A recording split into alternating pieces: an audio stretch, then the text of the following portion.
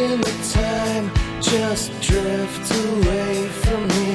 Feeling my mind, it's drifting out to sea.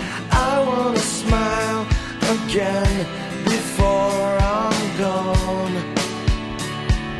Can we get back to where we Ladies and gentlemen, live from Euclid, Ohio, in the Army Building, 27801 Euclid Avenue. It's the Cleveland Sports 360 show with your boy LG. Tonight, his guest is no other than Browns running back, my man Montario Hardesty. Without further ado, ladies and gentlemen, put your hands together for LG and the Cleveland Sports 360 show. Hey, ladies and gentlemen, welcome back to another edition of the Cleveland Sports 360 show. Like my man Kenyon Johnson said, we're proud to present to you the guy that's going to bust out for the Cleveland Browns this season, who can't wait to get it going, Montario Hardesty. Don't be looking for number 31 this year out on the field, because Montario has changed his number to 20. How you doing today, Montario? I'm doing good, man. That's a great introduction you just gave me, man. It's all good, though. Thanks for having me on, man. I'm ready, man. I'm ready. I'm thinking this is going to be your year, man. And the reason I'm thinking that is because, you know, correct me if I'm wrong, you kind of fit in the same mold right now as DeQuil Jackson, man. He came to the Cleveland Browns, had a couple injury problems for a couple of years. Things were a little bit rough on him. And last year, man, this guy was a beast out there on the field. What's your take on that? I mean, DeQuil played great last year, and for me, that was just good seeing. Just because when I first, when I first came in as a rookie, I seen as rookie year, not his rookie year, the year before, he had just had an injury, and he was coming back, and he came back looking good in camp, and he had another injury, and it was just good to see him, come back, battle back from both of those things, come back and play well, and really become a leader on our team. And, I wouldn't say I'm in that same boat for, that was great for how things worked out for him. But for me, I'm just ready. I feel like last year I was never able to really put my best foot forward. When camp started, lockout, things like that. No excuses, but I just really wasn't healthy when it started back up. And, when I really got when I started feeling good and got my groove back going, I kind of hurt my calf. So, for whatever reason or whatever, things didn't work out how I wanted to work out. But I didn't sit down and, feel like, when the season's over, like, you played great. I felt like it's definitely I want to play better this year. So I went out through this offseason. I've been working to get to that point. Well, I had your man Lawrence Vickers on 2 shows ago, and he was telling us that this Montario Hardesty has turned into one of the hardest working guys in the National Football League this offseason. He said you didn't take much time off at all. You got right back to it. Fill us in a little bit. He was telling us you went and you visited different physicians all over the country, man, to make sure that your body was getting the tune-up that it truly needs to be competitive this season. Right. I mean, well, for me, that's just how I've always competed in sports. I always felt like, my edge, was always I'm going to outwork everyone else who's playing. So that was always one of my big things. I always felt like, I was, the talent is God-given talent. It was given to me that I can play this game. But I always felt like my edge to be the best I can be and be the best at, because I don't like to play just to be out there. I want to be be one to be the best at what I'm doing and help our teams win. I'm all about getting wins. So, that's always been my thing, is to try to outwork everyone else who's doing that. And last year I couldn't do that because I was rehabbing and, things like that. So I just wanted to make sure this year that, when I started back training, that I was, that my body was in shape to go and start doing those things, from the calf and the knee. I just, I went down to Florida and really had a good support system down there, training with Tony Villani, who I've been training with for a while now, 2 or 3 years, and meeting up with different doctors and just trying to get everything right, my nutrition right, making sure that my legs and stuff was good to go and start training back hard again, so I can get ready for this year, for this 2012 season, and just make sure that when it's time, training camp or now doing OTAs, that when it's time to get back and play with the team, that I'm ready to get back and play. Hey, we're here with Cleveland Browns running back Montario Hardesty tonight on the Cleveland Sports 360 show. Don't forget, if you have any calls, questions for Montario, give us a shout at 216-672-4300. Now, Montario, how are the legs, man? I'm sure our viewers out there are interested. How are your legs right now, man? Oh, great, man. I feel great. You feel 100%. 100%. Now, correct me if I'm wrong, but last year when you came in, we had a shortened workout for you, a short training camp, and even the season got started before you were quite 100% ready. Is that about right? Yeah, definitely right. I mean, and I think the biggest thing for that was that during lockout I couldn't meet with any of our team doctors. I couldn't meet with any of the trainers here, so we kind of was on our own doing things. I went back to Tennessee. I got good rehab, but I really still wasn't ready to go when training camp opened. Yeah, you could have no contact with any Browns trainer, any Browns physician, nothing to do with the Cleveland Browns whatsoever. If I'm not mistaken, I believe they fined the Cleveland Browns for sneaking Colt McCoy a playbook one day, man. I didn't know about that. Yeah, $100,000 fine. I sure didn't know about. They snuck Colt McCoy one. They tried to pass Colt McCoy a playbook when Pat Shermer was hired. I won't say what I'm really thinking. I won't say what I'm really thinking. And they got $100,000 fine, man, when the NFL got. Did it help? Did it help them getting it early? Hey, man, I think you're being a little disrespectful, Mr. Johnson. You think it was help? You think it helped them getting it early, Montario? Man. Well, they couldn't. Well, I felt like if he did get a playbook early or not, I mean, he came in and he knew some things, but that was a hard situation. We were, we had a lockout. We couldn't talk with anyone from the Browns. We had new coaches, new system to put in, and we had 2 to 3 weeks to do that. So I feel like that was 2 to 3 weeks, hard situation man. for any quarterback coming from. He was a rookie, right? Going to, he really didn't play until. Guys got hurt and he was, forced to play. I think he played well when he came in. And let me cut right to the chase for a minute, Montario. This guy wants to bust balls I'm over not here. busting balls. Yeah, you do. You want to bust balls I about just Colt want to know, McCoy, man. I just want to know about Colt McCoy. Montario, can Colt McCoy be a quarterback that compete on the NFL level proficiently? I think Colt McCoy has all the tools to be a quarterback in this league. He just, I guess for all our team, and we got to just go out and do it. So, whether it's, him or, we have Weed in there, we have Seneca Wallace, I think the biggest thing for our team is we just got to go out and do it. We were in games last year. We lost all our division games last year, but, we were right in the games. And you had 1 point, 4 points because of the Cardinals losing to Pittsburgh. We didn't know how to finish our games out. So I think the biggest thing for us, we just have to go out and do it. I mean, I really see where the Browns could have had an 8-win season last year, man. We had a clock mismanagement in Baltimore near the end of the season. The Pittsburgh game, Joe Hayden slipped and fell, and a little 7-8-yard pass turned into a 79-yard touchdown. We blew the long snap a couple of times. You guys could have beat the Rams. You won 4 games. That's another. Lost to Arizona in overtime when we had that game in hand. Right. So. That's 4 more games that you guys could have really had an 8-8 season last year, man. But that shoulda coulda. I mean, shoulda coulda. coulda. I feel like the good teams, go out and win that. So we just gotta, we have a young team, and we got the youngest team in the NFL. So and before the show came on this evening, we were just talking about the amount of Browns coaches we've had since 1999, and the amount of quarterbacks. We're on, if Whedon takes over the helm this year, we're on our 17th quarterback since 1999, man. Now, let me ask you a question: how many college quarterbacks did you go through in Tennessee while you were on the team? 2. There you have it, man. I know it's only he did 5 years at Tennessee due to the injury, right? I mean, you were in college for 5 years. 4.5. Right. Yeah. How is it being a Cleveland Brown? I mean, because every player is going to say, "Oh, I'm just blessed to be in the NFL." When you got drafted by the Cleveland Browns, better question: what was your friend's reaction from where you from? Honestly, I'm from North Carolina, the coast of North Carolina, so. We really didn't know much about Cleveland, so it was kind of, it was a new thing for me. I had to kind of go back and do my research on Cleveland myself. You had to go back far to see when we were winning, didn't you?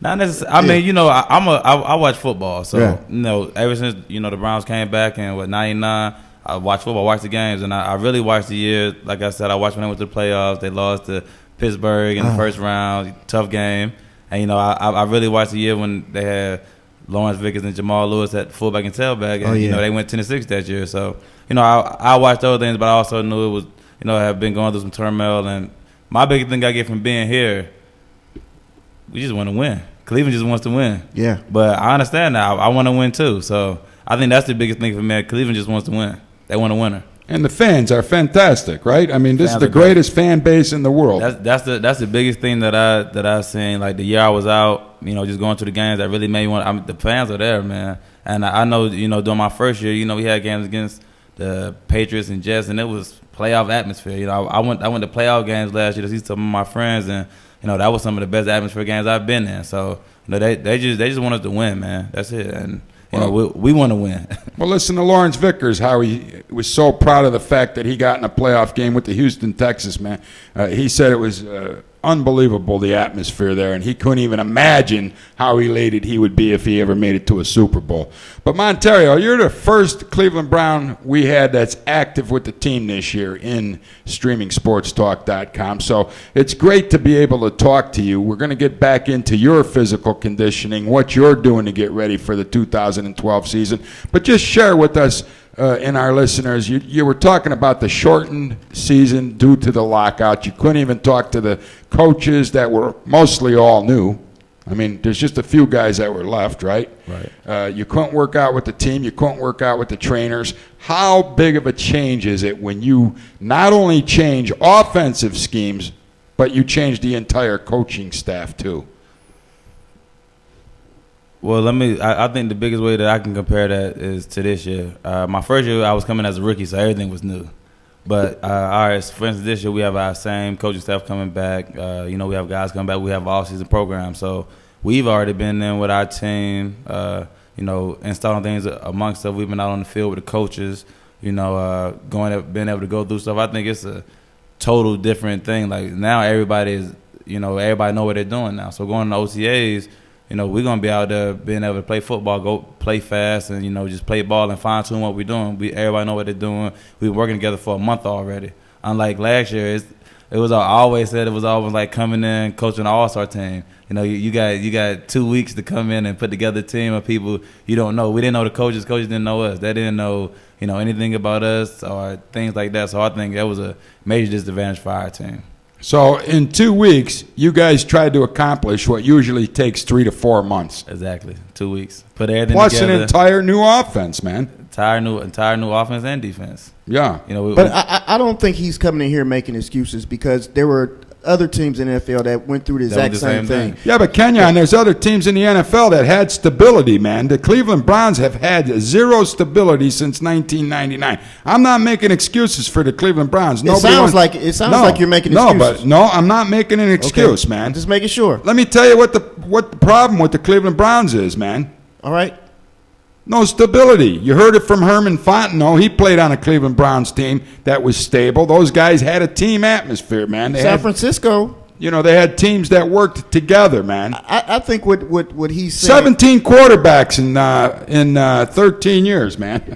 See, but let me tell you my take on that. I understand that, but I feel like all the guys, like I said, we have a young team in the NFL. We don't know anything about that, honestly. You know what I mean? So I really think now, this is our second year with our coaching staff, and I think our team is actually coming together. We have a great team vibe at our facility, man. I think everything is starting to fall into place. We got a lot of young guys that just now starting to learn. They went through a year, and everything's starting to everything's moving a lot smoother. So I really think the biggest thing for us, we don't really know anything about 17 different quarterbacks being here. Most of our guys on our team are 25, 26 years old. Our two oldest people on offense are Joe Thomas and Josh Cribbs, and neither one of them 30, and Seneca Wallace, but everyone else on our team 25, 26. So I really think we aren't even dwelling on that. We're actually just trying to work on winning this year. And like I was saying earlier, I feel like our new staff and our new regime, with Holmgren and Haggard, they're gonna, they know how to build a football team. So we have total confidence in them, and we just getting to work, man. You've seen the news media, and I truthfully believe Holmgren and Heckard come under fire needlessly. They've only been here a few years. It's like the President Obama. He's got to go in the White House. He's got a mess that Bush left on the table for him, man. It's like, but he's got Michelle that makes it well, feel a lot Michelle's better. really not doing anything in the Oval Office. Trust me. Yes, she is. Trust me. Okay, well, that's after hours. But I'm talking. You put a mess on the table, man, and it takes this amount of time to straighten it out.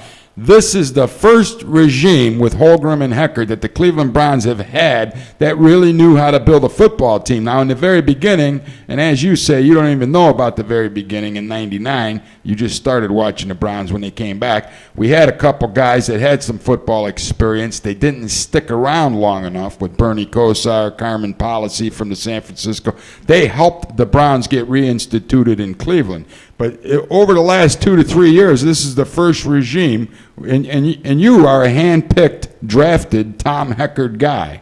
And what I like about Tom Heckard, like you just said, you're 25 years old. You got a bunch of other guys on the team in their mid-20s. And he continually stresses the point he wants to build a Cleveland Browns football team that's going to be a winner for more than one season, man. I think that's a potential possibility with you young guys. What's your take on that, Montario? I like that. I feel like we've been building throughout the draft, and we got some young talented players on our team, and I guess some people want the quick fix. Absolutely, man. Patience. Nobody has any patience, including myself. I mean, I wanted to throw a I understand. I don't have patience either. I feel like that's one of the things that's one of my worst. That's one of my worst calls. I don't have any patience either. I want things to be done and done now. But I feel like sometimes with football, you gotta let a team gel together, and I think that's what we're doing. I think you're doing a swell job, man, and I can't wait to see Montario Hardesty get back out on that field come September or late August in some preseason games even. Right. I think we're going to see an entirely different Browns football team than we saw last year. We're going to take about a minute, 30 seconds, folks. We're going to come right back with Montario Hardesty, running back for the Cleveland Browns. We'll be back with more of the Cleveland Sports 360 show in just a moment. When will you begin to accept it? And if it isn't too much to ask, at an awful time like this, how did he die? I didn't know him, but I miss him already. How did he die? Inquiring minds and prying eyes, they want to know. He'll never be a real person to me. A line of text in the obituary, and it's not that I don't care, but a sudden curiosity pricked my ear, and the secrecy drives me mad, and I can't rest, and I won't rest.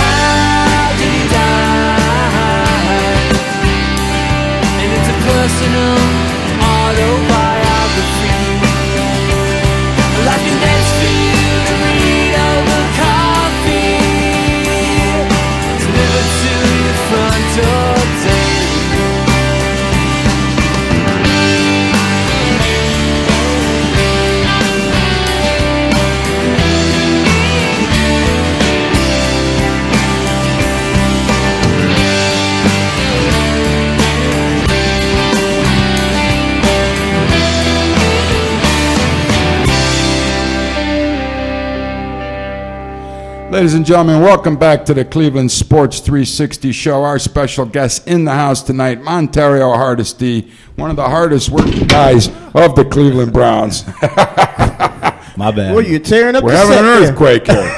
Hey, anyways, back to, we were talking about some Browns football, how they didn't have much time to get ready last year, and this year we're coming back, and Montario Hardesty is a guy that knows how to run with the football. In his senior year of high school, he rushed for 2,002 yards, 272 carries with 19 rushing touchdowns. Your senior year of college, you had 1,345 yards, man, and another 302 yards in pass receptions, and a bunch of 13 touchdowns rushing that year as well, 1 TD in receiving. Where do you see your role on the Cleveland Browns this coming season, Montario? I think the exciting part about that question is, man, I think how our team is set up, you kind of got to go out and make your role. I'm ready to get in OTAs and training camp just because I'm ready to go play football. And, we just picked up Trent Richardson this year. I watched him play in college. I like his game, and, I think that's going to really help our offense. So I think the fun part about this year is you really don't, you don't know exactly how it's going to fit in yet. And, we just trying to mold the pieces to that puzzle together. But, I'll be ready to, do whatever I need to do to play. So whether that, I play running back. So, in the NFL now, you have to run, block, and catch the ball in the backfield. So, I'll be ready to do all those things. So it's going to be exciting to see how those things, meshing together with our running back group and our receivers and quarterbacks. Running back, we have, Brandon Jackson also come back off injury. Chris Obenauer played well last year on the time, when we picked them up from Houston. And so it's going to be exciting to see everyone compete, man, and just, see how it turns out. Now, at the end of last season, I remember that Coach Shermer got together with all the guys, and he sat them down before you guys split and went your separate ways. Is it possible you can share a little bit of the talk that Coach Shermer had with Montario Hardesty, or is that something you'd like to keep in private?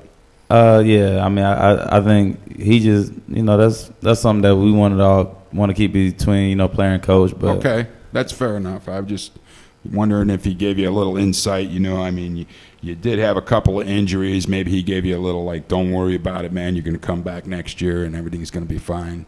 I mean, he want me to be healthy. Yeah. So he just he wants me to be healthy this year, and really come out and play ball how they think I can play ball. So Now you take a look at the former owner of the Cleveland Browns, Art Modell, very visible with the Cleveland fans. A lot of people think that the Lerner family and Mr. Lerner don't really care about this organization because we don't see him as much as we've seen Art Modell in the past, speaking with the media. Tell us what your feelings are on Mr. Randy Lerner. I mean, I see Mr. Lerner around a lot at the facility. He's around a lot, and his family's been around a lot. His son is one of my guys. Max is always around. He's a football guy, so I don't really understand. I don't get it. I wasn't around when Art Modell was around either, so I don't really know how that was. But I can tell he's really not as much visible in the media. But I don't think that's the kind of way that he wants to. I don't think he want to be an owner that's out, for instance, from the guy from the Mavericks. I don't think he's like that. I think he wants to. He picked Holmgren.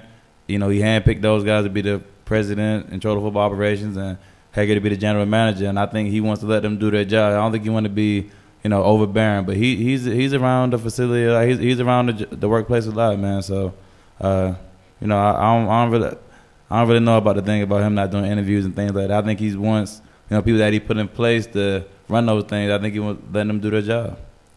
I mean, that's good, man. I mean, micromanaging could be a little bit, and handcuffing people at their jobs may not be the right way to go either. I mean, you got to give these guys some freedoms, Kenyon. Depending on what type of job you're in. Some jobs you have to handcuff them. Well, not when you're the president of the Cleveland Browns or the general manager. Right. Pat Shurmur, a lot of people were criticizing him last year because they don't think he has any emotions whatsoever. Can you shed a little bit of light on that, Montario? I mean, do you think this guy, is this the same thing we see on the field when he goes in the locker room, or does this guy, does he have some emotions that he shares in the locker room? He definitely has emotions, man. But I think for him, being a head coach, a lot of coaches, you kind of want to be even keel. You don't want to show your team too high or too low. But he definitely has emotion, man. Like, well, that's good to hear, man. There you have it. So yeah, I thought he was just quiet all the time, but he seemed like one of those dudes when they get behind doors, he can really go off. He's not quiet. Okay, all right.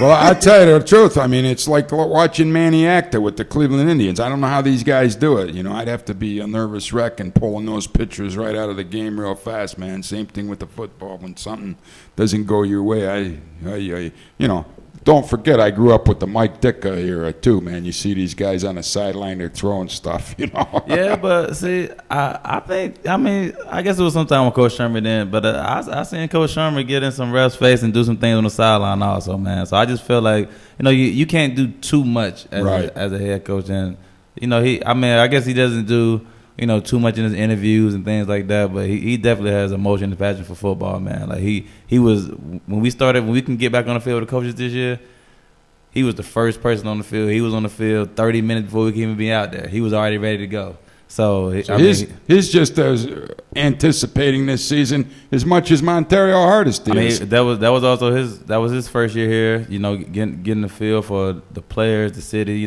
For him, I think he had the hardest job. Just coming in, 2-3 weeks removed, and he didn't know the personnel. He didn't know it, and he had to learn that on the fly. So I think he's comfortable now. He's ready to go. He's ready to go back to the drawing board, and he's ready to coach, man. He was, like I said, when we got in, he was there on the field 30 minutes before we can even get on the field, ready to get football going. Yeah, see, I don't think a lot of people understand the complexity of what really took place in the Cleveland Browns organization last year, man. You got a first-year rookie head coach. Really, it was Colt McCoy's first year as a starting quarterback in the NFL. You had a couple guys on the offensive line that were new guys. Your blocking schemes were all messed up. I personally think they should have never got rid of Lawrence Vickers. He should have been here to help you guys out, man, and then we'd have a few more kickoff returns for touchdowns. They drafted that kid, Mercerick, to replace Vickers. All my recent, man. That's old dog. Yeah. He did a good job doing that. Real good job. Taking over Vickers' job. I don't understand why. I still don't. Do you understand why they got rid of Vickers? Did they don't like Vickers or something? Which is his personality or something?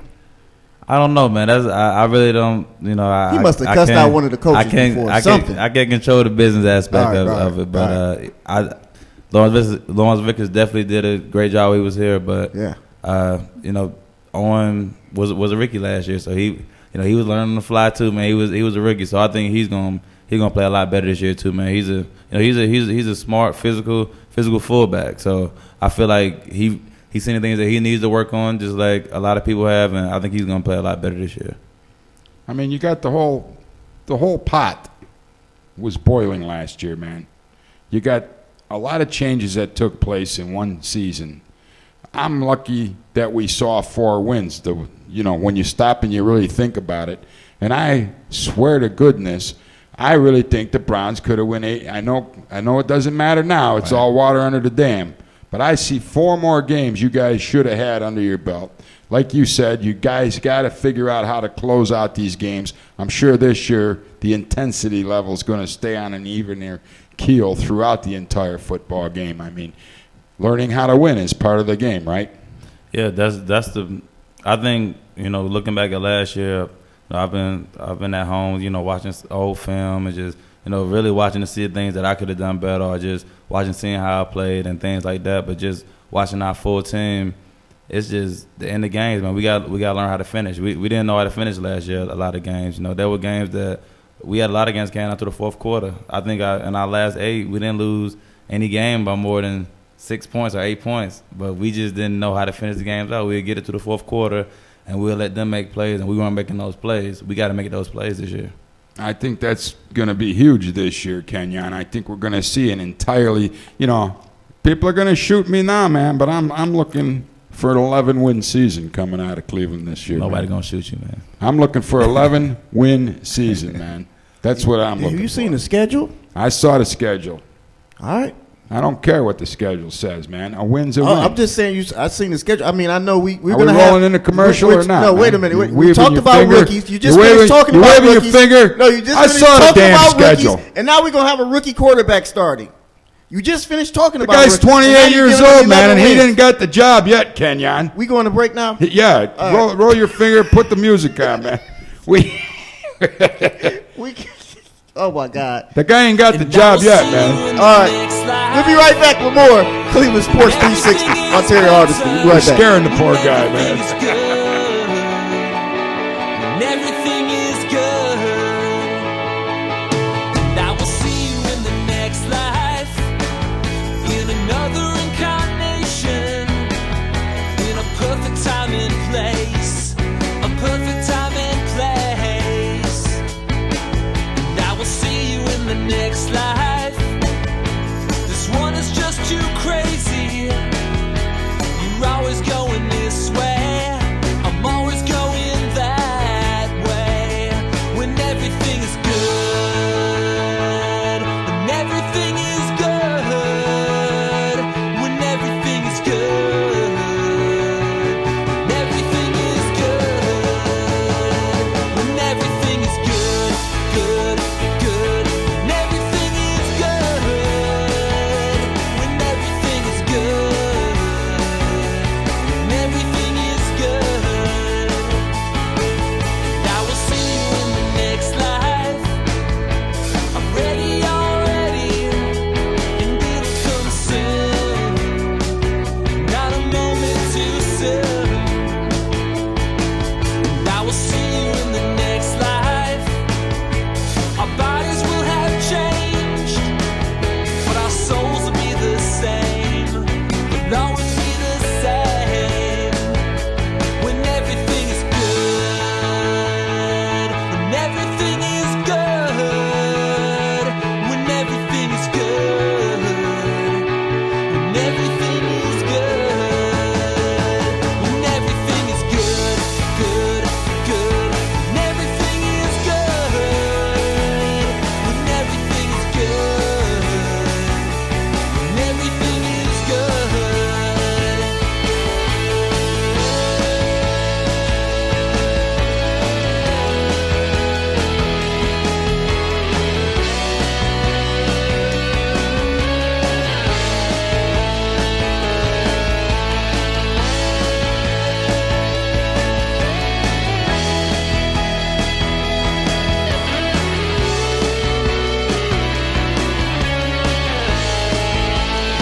I will see you in the next life.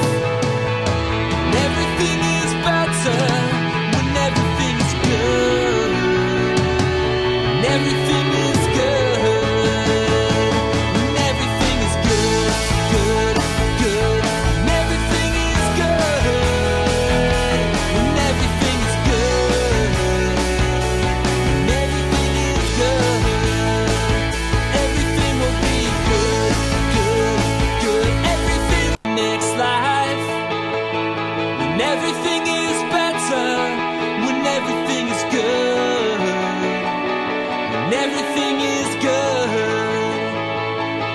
And I will see you in the next life, in another incarnation, in a perfect time and place, a perfect time and place. And I will see you in the next life. This one is just too crazy.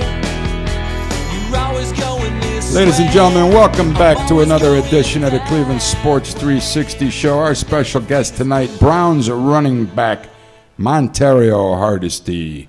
Don't forget, no more 31. How did that come about, Montario? Well, let me. I've been two my entire life playing football. I was two in middle school, high school, University of Tennessee, and when I got here, that number was already occupied by 20 and 22 were both occupied by DBs on our team. So I went with 31. 31 was kind of you can make it 2 if you want. 3 minus 1 equals 2. But I always wanted to get back in deuce because, I always been deuce. So I had the opportunity to get back in number 20. I just wanted to get back to, number always been to kind of get a fresh start for this year. You know what I mean? And just, get everything, freshly started off. My first 2 years were, injury. I missed my whole first year, and last year was kind of the same. Just trying to get back. And I just wanted to get a fresh start this year. And, going back to the roots and getting that deuce back was great. It happened to be there, so I wanted to get that also just to start off fresh this year. So not only is your body going to be a fresh start, you're going to be mentally a fresh start, and you got your new jersey as a fresh start. So we're going to look for a whole new fresh start from Montario Hardesty and the Cleveland Browns in 2012. Yeah. I mean, just think about that right there. 2012. Make it work. You got the 20. Another deuce. I see it happening, man. 11 wins, Kenyon. Fresh start. How many times you gonna say fresh start, man? I think this. I'm thinking we're gonna kick the shit out of you as soon as this show's over, man. What I think, man. I'll tackle your ass. Montario always thought, man, you had an amazing game. I mean, you're quick on your feet. You can sail through the hole. The biggest thing, and I know what a lot of fans are saying, can this guy stay healthy? What type of exercises are you doing to make sure that this does not happen to you again?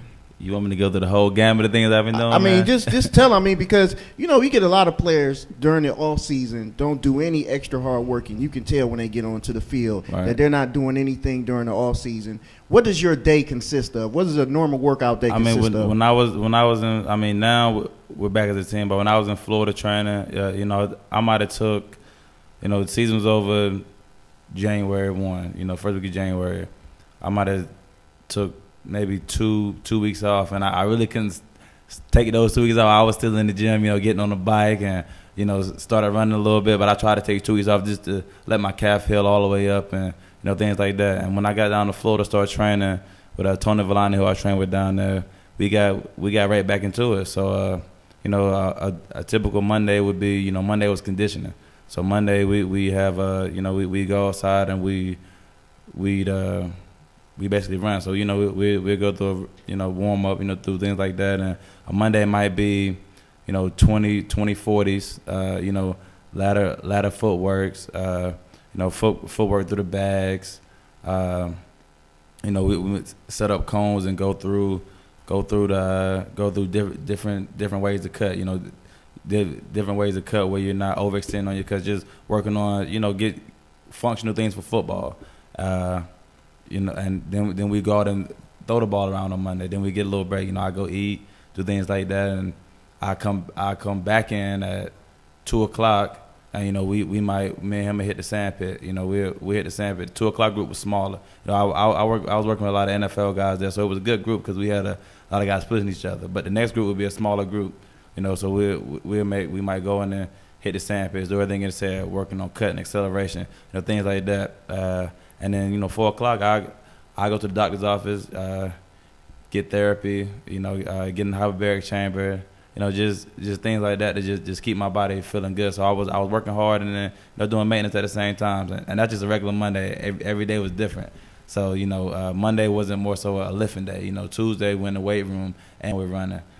Wednesday we're in the weight room again doing legs, and on Mondays and Thursdays and sometimes Fridays I was doing 2 days. I even come in on Saturday morning and just come to get some extra cardio before I really said, all right, I'm going to chill for the weekend. So, it wasn't just me. It was a lot of NFL guys working, a lot of guys working. But that was, like I said, that's always my biggest thing. I want to feel like that I'm a working guy. So if in my heart, in my mind, if I could say somebody beat me out for this, it's because they obviously must have been better because, they definitely didn't outwork me to get there.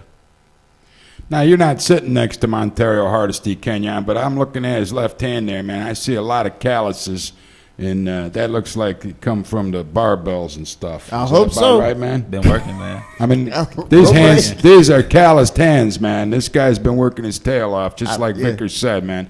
So, I think, a lot of people don't know about this hyperbaric oxygen therapy, man. Explain that one to us a little bit. That really rejuvenates your muscles and stuff, don't it? Yeah, well, I think the hyperbaric chamber is, it's just like putting pure oxygen back into your body, and you really don't get that, and it kind of works out like a depression. So it just, that's what increases the white blood cells in your body, and that's what helps your body recover, whether it be from injury or whether it be from just, you've been doing a lot of stuff and you want to try to recover. So it helps, man. It was actually a couple vets on our team have won, DeQuell Jackson and guys like that, and I actually went and tried theirs out, and I felt a big difference, man. So I went and got one for myself because I really think it helps a lot. You man. got your own at home now? Yeah. Right, yeah, that's the right key, man. Do you do it every day? I do it. Yeah, I get at least like 2 hours in every day, unless I'm out of town. But yeah, after we train, I go home, get 2 hours in, and feel a lot better, man. I got to get one of them in my house, man. A lot of people aren't hip to this, man. This hyperbaric. This hyperbaric oxygen therapy really. Yeah, I got to work hard to get me one of them. I did recover from things. Who is the hardest person that hit you, man? When you were actually running in between those trenches in the NFL, who hit you the hardest? Seahawks game. I actually got caught by Cam Chancellor slipping last year, man. Literally, I was slipping, thinking about going into a cut, and he caught me right in the midst of that. Put me down. So I think he was trying to get some payback from college because I kind of ran over him when he was at VTech. So you talk about Ray Lewis, Harrison from Pittsburgh. Are those guys intimidating when you're there on the field? I mean, those guys have to be there talking a lot of trash to you.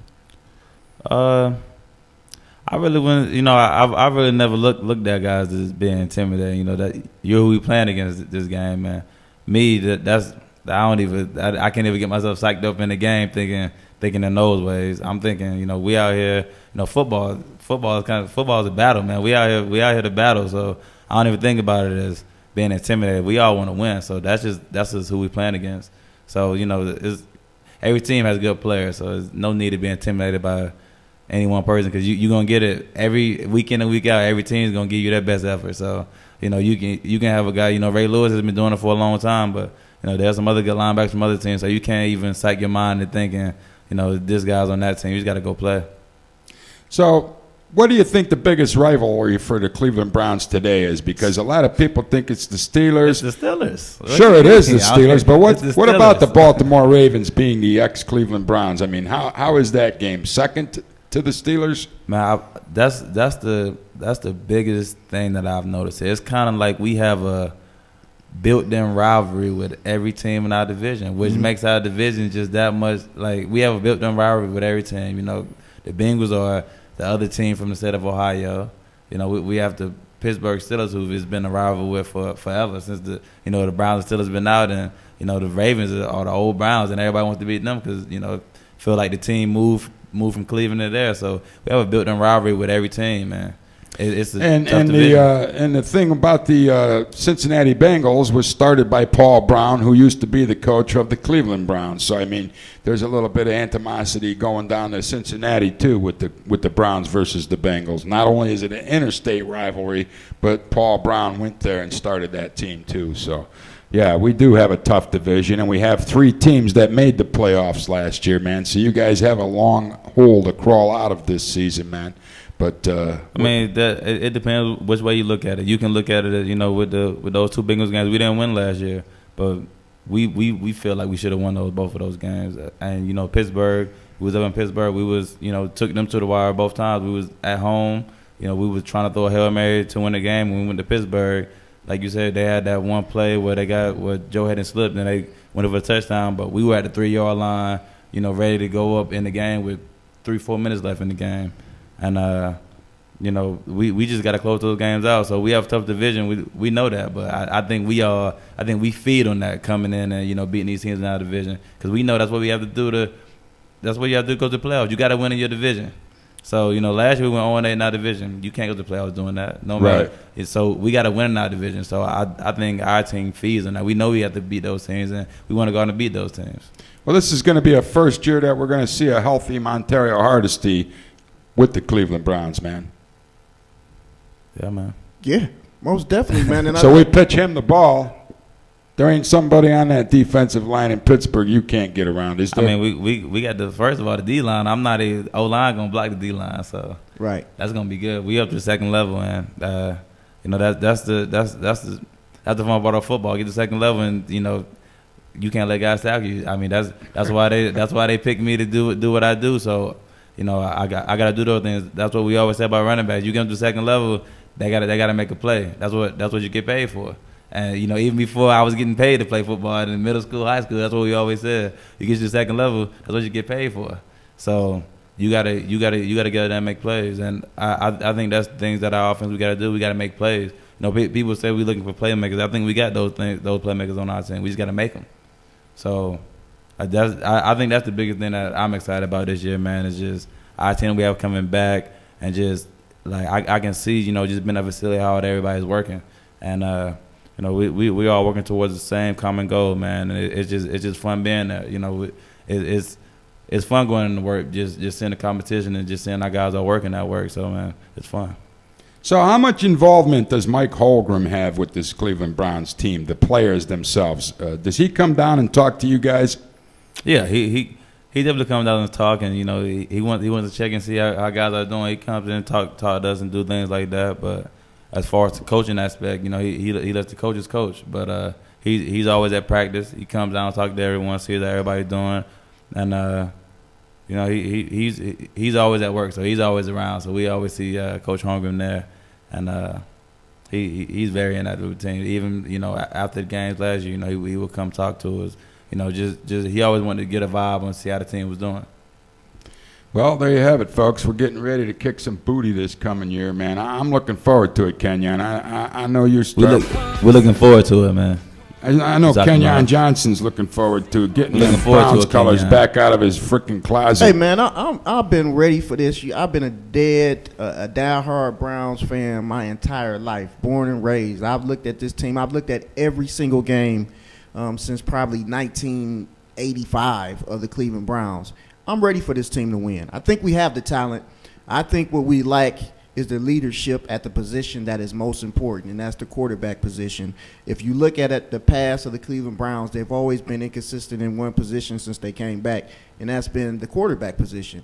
If you look at the winners in the NFL now, the teams that win, they're very consistent at that quarterback position. I think once we lock that up, Whedon, we want to get your thoughts on Whedon. How are you guys going to it's going to be a duel back there with the tandem with you and Richardson, and that and much more when we come back with more of my man LG Cleveland Sports 360.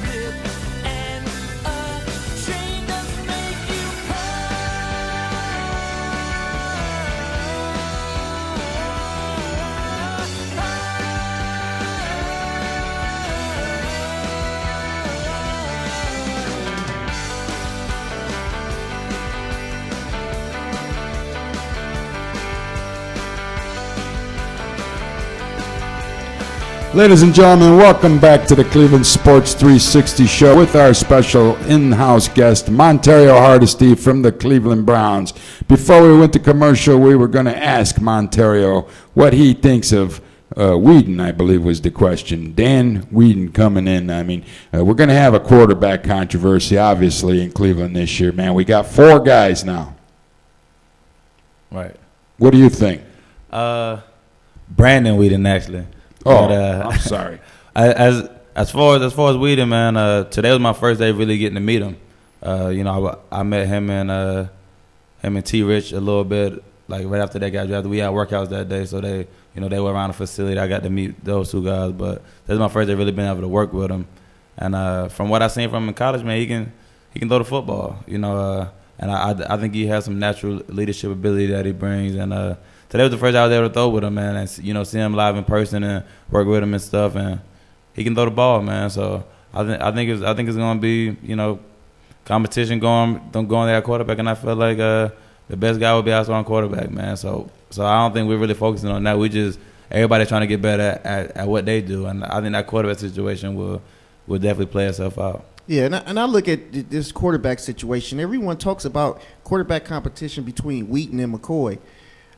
What's up with my boy Seneca Wallace? Why does he just get thrown to the curb? Is he a bad locker room? Is he a cancer? No. Seneca's a great guy in the locker room, right. Man. I feel like that's what Coach Holmgren brought on from us out. He's a good quarterback, and he knows the system, and he's a great guy in the locker room. So I feel like they're gonna all be vying for trying to be that quarterback here. So like I said, people say controversy and things. It's only controversy if it lingers on. I feel like that's gonna play itself out, and the best guy for our team to win is gonna be our starting quarterback. Now, have you spoke with Colt McCoy lately? I talk to him every day. And how's he doing, man? He's doing good. This is the NFL, man. You're gonna always have competition. This the NFL. It's gonna always be people brought in to compete against you. So he's taking it in stride, man. I think him being an athlete, that's what we've all experienced growing up. It's always another competitive thing that you have to overcome. So he's taking it in stride, man. He's been working hard this offseason as well. So I know he's been ready to get back on the field and show what he can do also. So I think he's taking it in stride, man. He's ready to compete. You talk about the controversy between the quarterbacks, Kenyon. You talk about your boy Seneca Wallace and what about him? But, a lot of people don't realize he had 3 opportunities to go out there and win a football game last year as well. And we didn't get any wins when he was on the field either, man. So I tell you that, to me, the word that sums it up the best, it was a freaking quagmire in Cleveland last year, man. I mean, we didn't have anything that was that organized. I think a lot has to do with what Montario was saying, 2 weeks of training camp, man. New offense, new coach. Nobody was out there for the Cleveland Browns completely organized last year. I think we're going to see a change. I think Holmgren has demanded that in year 3 here in his reign. What are your perceptions on that, man? Jesus, here we go again, Kenyon. We want to win, man. So I feel like we've been putting the puzzles together, and now we just gotta put it together and make those things match. And like you said, I've been Coach Holmgren came out and said things about it. Coach Sherman came out and said things about it. They want to win, and we want to win, and not winning is not going to be acceptable this year, man. So we all know that, and I feel like we all up for that task. So that's definitely our goal. We want to go to the playoffs, and we want to go to the playoffs. And once you get into the tournament, you can make noise, but you got to get to the tournament first. So that's what we want to do, man. We want to go to the playoffs and win this year. I mean, another winning 4 or 5 games is not going to be acceptable for us, man. And that's going to be unacceptable for Mike Holmgren. I can tell you that right now, man. And it's damn sure going to be unacceptable for me. I can't take it. It's already unacceptable. We got to get 2 wins for Kenyon Johnson before he's going to put his Browns gear back on. I'm on lockout. I haven't been able to. I literally got hundreds and hundreds of Browns shirts. I haven't wore any Browns paraphernalia until you guys win 2 games in a row. That's all I want. We'll get you back in that this year, boss. All right. First 2 games of the year, right? We'll get you back in that, man. All right. I'm telling you, man, 11-5, Kenyon. Write it down. I don't care who we got in the schedule. I don't care, man. We're going to win football games this season, man. We got a lot of new talent. I think Richardson's going to lift Montario Hardesty to an all-new high. Yeah, I mean, I like Richardson game, man. Like I said, he went to one of our rivals in college, Alabama. We don't like Alabama, Tennessee. But, y'all know he went to Dirty South. I know y'all get into it down there, man. He went to one of my rival teams, so I was able to watch him play, man. And I think he's a good back, and I think having both of us there in our division, I think it's gonna be a big key to our offense, and he's the offensive playmaker, man. And I feel like that's gonna do nothing but help our team. And then also he brings a different style of running to our running back room. So and I feel like that's gonna bring up the competition level in our room. So I feel like that just makes our room a lot more, it makes our room a lot more complete, and that's gonna bring out competition. And I think competition raises every game to the next level. So it's gonna be fun. I'm excited to see him work out there, and I'm excited to go back to work also. I think we're going to have one hell of a fast backfield this year too, man. We got total speed throughout the entire team. They picked up some speed in this NFL draft this year. It's going to be fast. Yeah, that's what y'all said we needed, right? Yeah. You got the cuts and the moves too, man. I mean, both of you guys. It's going to be fun. I don't think it's going to be easy for these opposing defenses. They're going to see an entirely new Cleveland Browns team, man. Write it down, Kenyon. Most definitely. You got any thoughts on the passing of the late great Junior Seau? Man, you know what? That was crazy to me. Just because growing up, when I played part one of my first year, I was 8 years old. I'll never forget. I was number 55. I played running back, but Junior Seau was like one of my favorite players in the NFL. Wow. I wore 55 at running back. So that was my prayers go to Junior Seau family. I know that was hard, man. That was hard for me watching that. So, that's the big thing I say, man. Prayers go to Junior Seau family, man. I know that's a tough situation. I gotta ask you, man. Everyone, the fans' perception of Roger Goodell is that he's extremely strict, like almost like a really strict private school teacher, principal. Right. Right. What is the take on the players, man? Do the players think that this guy is a little bit oversensitive in some of the rules that he makes? I think that's the biggest thing that we have a problem with, the rules that he makes. Like, it's really nothing governing certain things. Like he has complete control over certain things. So I think that's the biggest thing that players as players that I've been seeing coming out. Just he has, if something goes on, he wants to fine you or he wants to suspend you, he can just do that, and there's really nothing to stop that from happening. But I think long term, or what Mr. Goodell is trying to do, he wants the NFL to be, he's trying to take it up to that next level, and he's in his eyes, he's trying to put together the best game for the fans, and the best thing for the NFL going forward. So I can understand what he's doing, but I know as players, I think the biggest thing that the players have a thing against is that whatever he says goes. There's nothing that you can't really go to an appeal and do this. It's kind of whatever he says goes. So with Scott Fujita, his appeal is just going to be a waste of time. Is that how you guys feel? Yeah. I mean, you're appealing to the guy that gave you.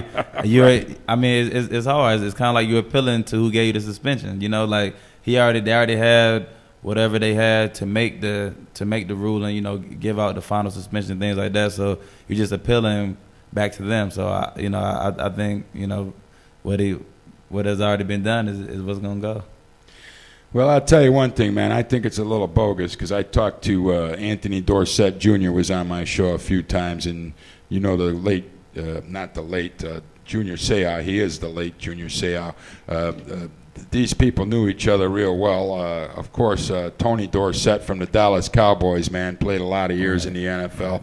And even talking about it, bounties, this goes all the way back to the day when Tony Dorsett was playing for the Dallas Cowboys, man. And people were putting bounties on Tony Dorsett's head to go out there and try to knock him out of the game, man. Dorsett Jr. played for Greg Williams for a few years with the Tennessee Titans. And they swear that they never put money into a pool to go out and intentionally hurt another football player, man. Don't answer that question, Montario. No, I'm not answering that question. I'm leaving that alone, Big Dog. No, but I'm just saying, they never did it. They always did it to entice a better play, man. So that was it. So listen, I would really like to thank you for coming down to the Cleveland Sports 360 show tonight, and we wish you all the best in 2012, man. Thank you, man. Thanks for having me on. Thanks. Stay healthy. Yes, sir. We'll do. And bring us back some victories, man. LG's going 11-5. Don't let me down. I like that. Got it? Yes, sir.